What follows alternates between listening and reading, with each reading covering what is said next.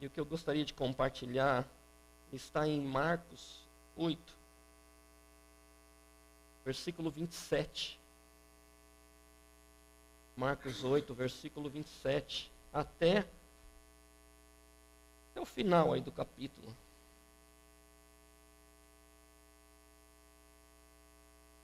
É um pouquinho longo, tá? São acho que uns quase, não tão longo. Mas vamos lá. Eu vou ler essa passagem aqui. Vamos refletir juntos, tá bom?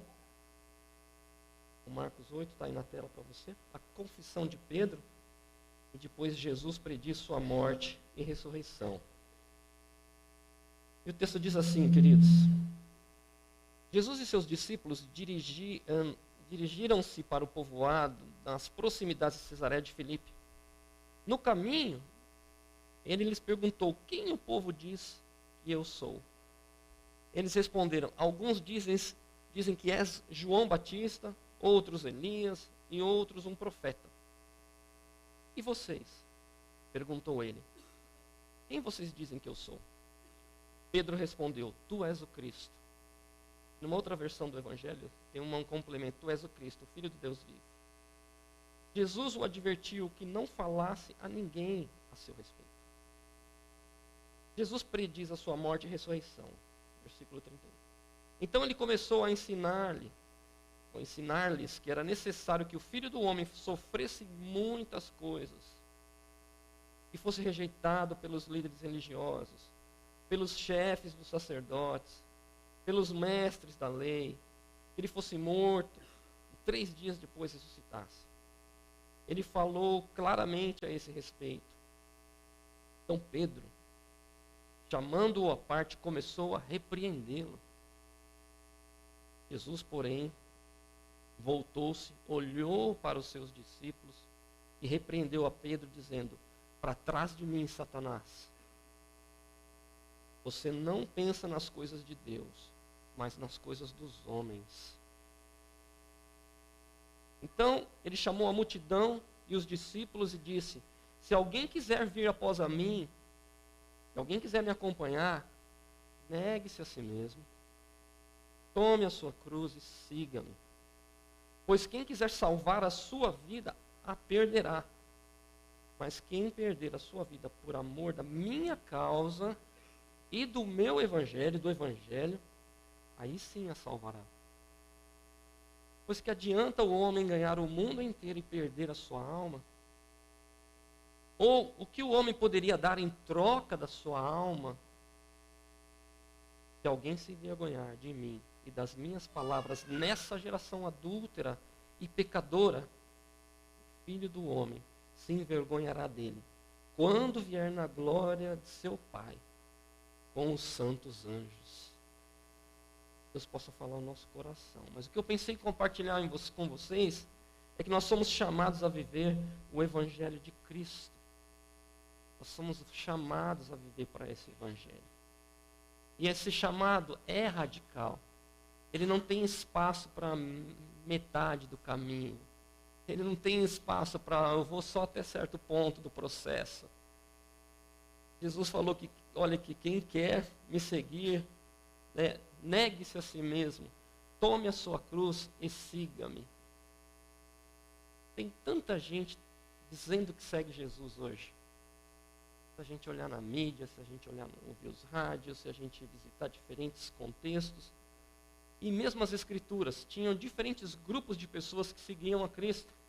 Tinham os curiosos, tinham os falsos religiosos, aqueles que se apegavam mais, digamos assim, às falsas justificativas humanas para se achegar a Deus. Tinha aqueles que queriam milagres, tinha os discípulos. E é muito fácil pensar que no contexto onde a gente vive hoje, no nosso mundo hoje, também existem muitas falsas ideias do Evangelho. Então a gente percebe que são pessoas pensando que estão seguindo, mas será que estão? Pessoas que estão pensando que conhecem esse Evangelho, mas será que conhecem de verdade? Essa passagem ela é muito crucial no livro de Marcos. Marcos tem 16 capítulos. E nos primeiros 8 capítulos, você percebe que tem inúmeras atividades, atos gloriosos de Jesus. Andou sobre as águas. Já pensou nisso? Multiplicou o pão, os peixes, curou gente, fez coisas assim maravilhosas. E ali os discípulos andando com Jesus, vendo tudo isso, eles começaram, ter uma ideia. Opa, olha aí, o que está acontecendo? Como é que vai ser a construção desse reino de Deus aqui? O que nós percebemos é que existe uma pergunta que Jesus faz, e ela está exatamente aí, mais ou menos aí no meio do livro. E é uma pergunta assim: quem o povo diz que eu sou? Essa pergunta é fundamental. Quem o povo diz que eu sou? E aí eles deram ali 3 alternativas para Jesus. Alguns dizem que ele é João Batista, que o Senhor é João Batista. Outros Elias e outro um dos profetas. Isso dá para a gente alguns indícios do que as pessoas pensavam naquela época. E muito provavelmente se assemelha hoje ao que as pessoas pensam sobre Cristo. João Batista já tinha morrido, decapitado. Alguns acreditavam que João Batista, que Jesus era a reencarnação de João Batista. Outros acreditavam que Jesus podia ser João Batista, um pouco por causa da característica do ministério de João Batista. Por quê? João Batista era um radical. João Batista foi o último profeta que veio anunciando que Cristo viria. E o modo como ele tratava os líderes religiosos, e o modo como Jesus enfrentou os confrontos com os religiosos eram muito parecidos. Só que a visão de João Batista sobre Jesus era uma visão de algo do reino que seria instaurado naqueles dias. João Batista acreditava que Jesus ia já vir e trazer o fogo do céu, por isso que o modo como João Batista falava, chegou para os líderes assim: quem ensinou vocês a fugir da ira vindoura, raça de víboras? E ele acreditava que o que Jesus ia vir, já ia passar o facão no povo, já ia fazer justiça, entendeu? Ia limpar tudo, tirar esses falsos religiosos que mais atrapalham as pessoas de verem a Deus. Tinha essa esperança. E algo ia acontecer ali, naquele momento. Você vai ver ali nos últimos dias, quase, de João Batista, quando ele ainda estava na prisão, ali já, ele mandou os discípulos dele fazerem uma pergunta para Jesus. Você é o Messias? É aquele que nós esperávamos? Ou devemos esperar ainda um outro? Aí você percebe essa confusão. Existia uma expectativa, podemos dizer, política, na perspectiva do reino de João. Política em que sentido? De que Deus ia instaurar um reino de justiça diferente do que era aquele reino, naquele momento opressor. E diferente, opressor, seja da religião judaica, que tinha se perdido, mas também opressor do ponto de vista da política romana. Outros confundiam com Elias. Ele talvez veio aqui para um milagre, para trazer uma mensagem do reino, mas logo ele vai embora. Sem talvez um vínculo de continuidade. E outros até uma classe um pouco mais comum, um profeta, devido às palavras, aos milagres que ele fazia. E aí Jesus vira Pedro, ou os discípulos: e vocês, o que vocês dizem? E Pedro, a característica de Pedro, os irmãos já sabem, Ele é aquele que responde primeiro, é aquele cara que fala, é aquele cara que se joga, é aquele cara que quer andar no mar. Ele fala, você é o Cristo. A palavra Cristo, ela tem algumas conotações. Ela significa Messias, também. Mas tem esse aspecto dentro do judaísmo, daquela ideia da libertação. Quando Pedro diz Cristo, ele provavelmente está ali na linha de João Batista. Vai fazer algo novo aqui agora, a gente vai tomar o poder. Algo vai acontecer. Então a gente percebe que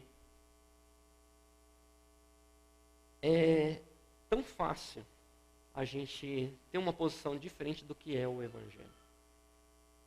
Sabe como que Jesus resolve essa questão? Legal.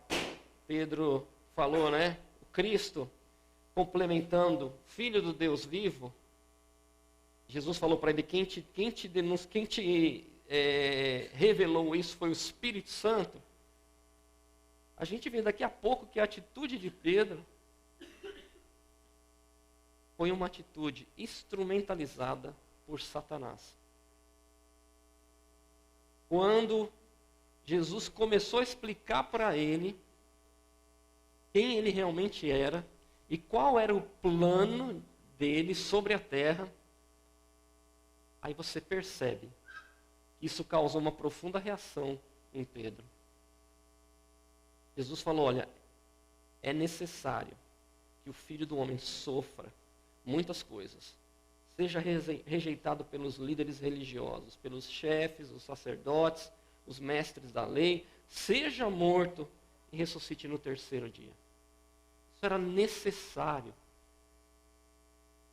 Era esse o caráter, era esse o objetivo de Cristo, sofrer, a fim de levar na cruz os pecados da humanidade, ressurgir, para que ele pudesse enviar o Espírito Santo dele, para viver nos nossos corações.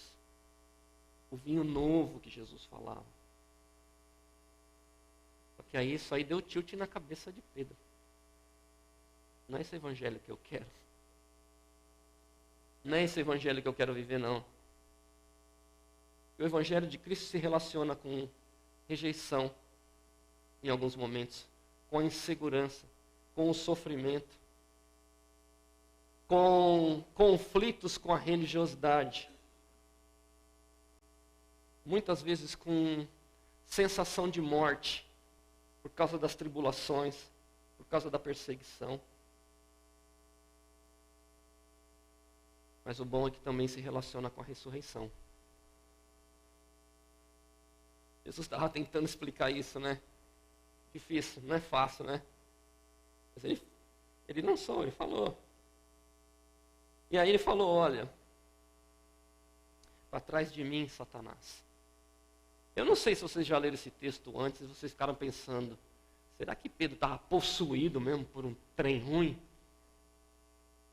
Será que o tinhoso estava dentro dele? Será que o negócio estava dentro dele? Eu não penso que era. Eu não penso que era isso. Sabe o que eu penso? Se você olhar a resposta de Jesus, ele falou assim, porque você fala das coisas dos homens, você não pensa nas coisas de Deus, mas nas coisas dos homens. E olha como Jesus, gente, repreende severamente, porque a atitude dele foi simplesmente de pensar nas coisas dos homens e não pensar nas coisas de Deus. Para trás de mim, Satanás. Você está pensando nas coisas dos homens. A ótica do Evangelho de Deus, ela é diferente. Aí me causou um arrepio na coluna, na espinha, quando eu observei isso aqui. Caramba, só por pensar na ótica do homem, eu já estou condescendente com um sistema maligno. E muitas vezes arrisco de falar em nome de um sistema maligno, de uma esperança maligna, e não dar a atenção ao que realmente é o Evangelho de Cristo, da esperança que Cristo traz. Falso Evangelho. o evangelho que Jesus veio para trazer o meu benefício, que ele veio para deixar a vida tudo certinha, a economia certinha. É um falso evangelho. Tanto que Jesus falou: se alguém se envergonhar de mim, das minhas palavras, nessa geração adúltera e pecadora. Adúltera e pecadora. E confunde as ideias de liberdade que Cristo veio para trazer. Eu fiquei pensando nesse momento de turbulência política, que o nosso país está tão dividido. Alguns na esperança do Messias para esse momento, outros na esperança, um pouco mais adiante. Será que ele veio para isso? Será que as coisas vão melhorar? Não sabemos.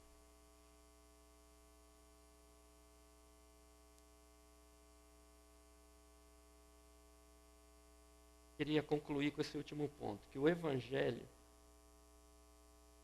ele produz algumas coisas nas nossas vidas. Jesus falou assim, pois quem quiser, falou esses 3 pontos, desculpa. Se alguém quiser vir após mim, negue-se a si mesmo, tome a sua cruz e siga-me. Negar-se a si mesmo dá uma conotação muito ruim no nosso contexto hoje. Esvaziar-se de si mesmo não é uma coisa muito boa. Você tem que se encher de você mesmo. Porque os seus objetivos têm que estar acima de tudo hoje. É isso que o mundo prega. Você em primeiro lugar. Seus sonhos em primeiro lugar.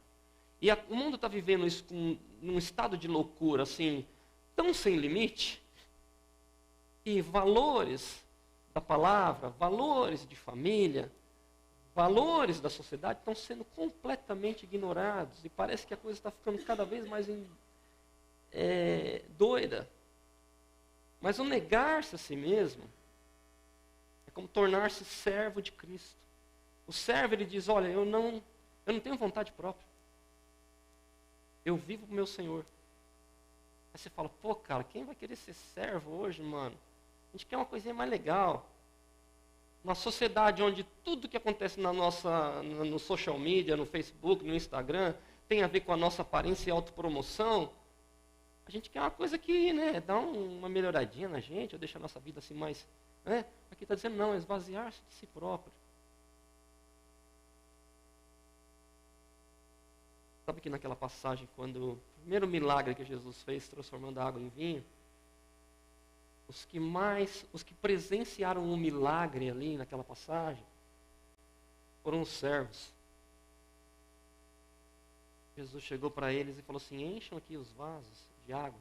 Eles foram lá encher os vasos de água. Tira agora aqui o vinho. Eles foram lá e pegaram o vinho, surpresos com o milagre. Agora leva esse vinho aqui a todos os que... leva ao mestre-sala, levou ao mestre-sala e viu que o mestre-sala provou. O negócio é real, esse milagre é real. E o vinho ali representa a alegria que Cristo traz, que Ele quer trazer para as nossas vidas. Então, quando Jesus fala, negue-se a si mesmo, não é porque Ele nos chama a uma vida puritana de falsa religiosidade, é porque a nossa identidade real, nós só a encontramos em Cristo. Ele é o único que pode restaurar a nossa identidade real. Tudo que vai vir fora de Cristo vão ser falsas ideias de você ser completo, de você ser inteiro, de você viver um propósito eterno na tua vida. Então é por isso, na verdade não é um convite masoquista, negue-se a si mesmo. Não, é um convite amoroso. Negue-se a si mesmo. Tome a tua cruz. Eu tenho a impressão que Jesus queria mandar o povo embora. Se chegar diante de um público e falar, pegue a sua cruz, é completamente diferente da nossa ótica, né? Se você fosse um líder, se quisesse agariar pessoas, você ia dar um discurso bom, o povo ficar pertinho de você.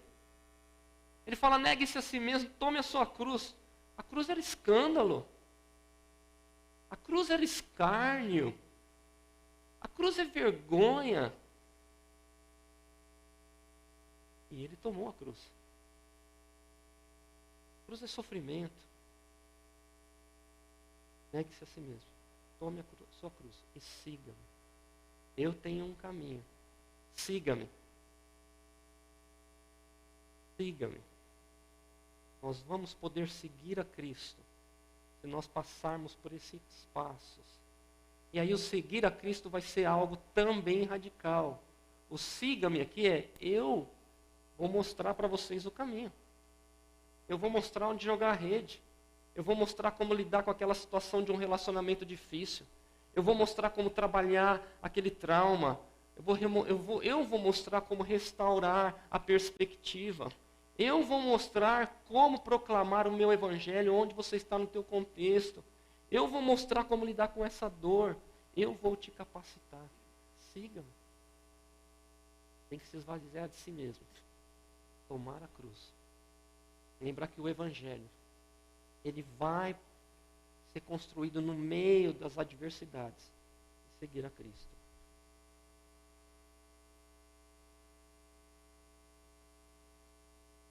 Quem quiser salvar a sua vida, vai perdê-la. Mas quem perder a sua vida por minha causa e pela causa do evangelho, a salvará. Esse perder é um convite carinhoso para todos nós, queridos. Eu vou traduzir aqui, eu tenho certeza que não está assim no grego, tá bom? Mas esse perder eu vou traduzir para vocês aqui hoje como se perca na bondade de Deus. Se perca na graça. Faça de Jesus o objetivo maior. Coloque ele de modo transversal na sua vida. Para que em todas as áreas, trabalho, família, relacionamento, futebol, balé, esporte, hobby, ele esteja em tudo. Faça dele. Tome da água dele. Não se envergonhe dele.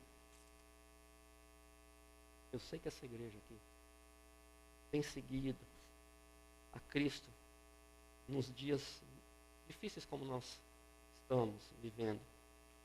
E eu sei que o Senhor tem levado vocês. O que poderia dar o homem em troca da sua alma? Eu não sei o que você entende dessa passagem. O que você pode dar em troca da tua alma? Tem alguma coisa que pode nos justificar? Nós não temos nada, somos pecadores. Mas Ele morreu para nos justificar. Nós não temos nada que a gente possa dizer, olha, isso aqui é o que vale a pena. E Calvino falou que que o nosso coração é uma fábrica de ídolos. E o Evangelho diz que aquilo que é um ídolo na nossa vida, nós nos tornamos escravos daquela coisa. Se nós formos escravos do prazer, a nossa vida vai ser sem sentido e passageira. Se nós formos escravos do poder, nós vamos nos tornar gélidos, frios nas nossas relações, manipuladores. Se nós formos escravos da fama, nós vamos ser superficiais, sem jamais tocar o que é a vida. Se nós somos escravos ou servos, co-participadores da obra de Cristo, nós vamos achar a nossa vida e o sentido real da nossa vida. Eu não sei se eu poderia chamar o pessoal da banda para acompanhar com o som, mas eu gostaria só que você baixasse sua cabeça agora para orar, refletindo um pouco sobre esse chamado radical. E negar-se a si mesmo, tomar a sua cruz, seguir. Eu não sei se tem alguma coisa que você precisa dizer para o Senhor, alguma área que você talvez precisa do poder dele para ajudar, para você se negar, para você abrir mão. Ou não sei se tem uma coisa difícil acontecendo, que seria uma espécie de cruz. A nossa vida tem fases, estações diferentes, né? Algumas estações são bonitas, como a primavera, com um aroma florescente, gloriosa. Parece que as coisas como um jardim, né? Belo. Mas tem outras fases que são cinzas. Fases onde os ventos batem, as folhas caem, e a gente fica se perguntando: será que isso vai passar? Será que não? Talvez esse possa ser o momento da cruz.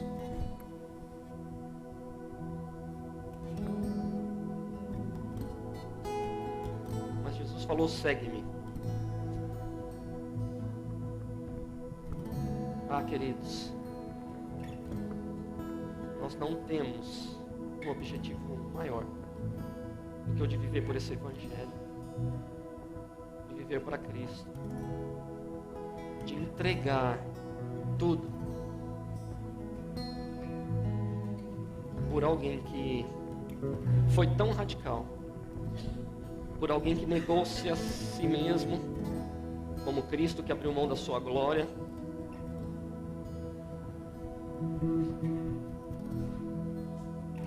para servir, para ser servo, para lavar os pés. Ele fez isso. Ele levou a cruz tão árdua, tão pesada.